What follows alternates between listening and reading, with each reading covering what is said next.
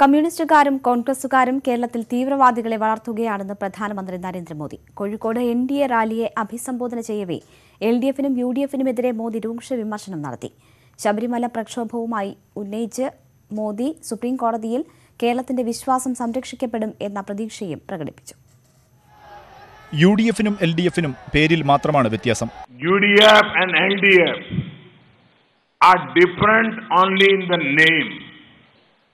Indeed, they are the same. Both have taken turns to loot the state.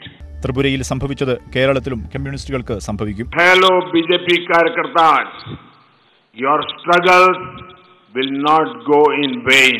Look at what happened in Tripura. Same will happen in Kerala. Supreme കോടതി ഉത്തരവിന്റെ പേരിൽ കമ്മ്യൂണിസ്റ്റുകൾ പാരമ്പര്യത്തെ തകർക്കാൻ ശ്രമിച്ചു. Their lathis, their lies and that disgusting mischief will never be able to destroy our tradition.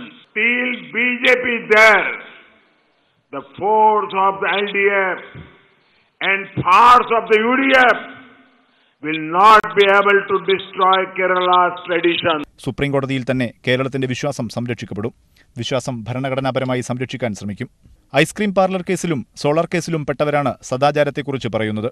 Those who track record is ice cream parlor case and solar scam should not talk about women empowerment. കമ്മ്യൂണിസ്റ്റുകാരും കോൺഗ്രസുകാരും കേരളത്തിൽ തീവ്രവാദികളെ വളർത്തുകയാണ്. രാഹുൽ ഗാന്ധിയുടെ വയനാട് സ്ഥാനാർത്ഥിത്വത്തെ മോദി പരോക്ഷമായി പരിഹസിച്ചു. നികുതി വെട്ടിപ്പ് കേസിൽപ്പെട്ടവർ സ്വയം രക്ഷപ്പെടാൻ കേരളത്തിലേക്ക് വരികയാണ്. അവരോട് ചോദിക്കണം, നിങ്ങളുടെ മണ്ഡലത്തിൽ എന്തു ചെയ്തുവെന്ന്. Ask them to tell you about their poor performance in seats they currently represent.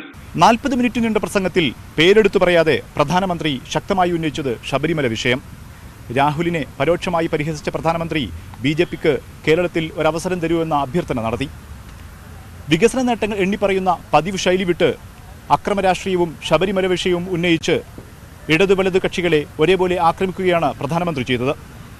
Kozhikode കടപ്പുറത്തു നിന്നും ക്യാമറമാൻ അരവിന്ദിനൊപ്പം മുഹമ്മദ് ഷഹീദ്, News 18.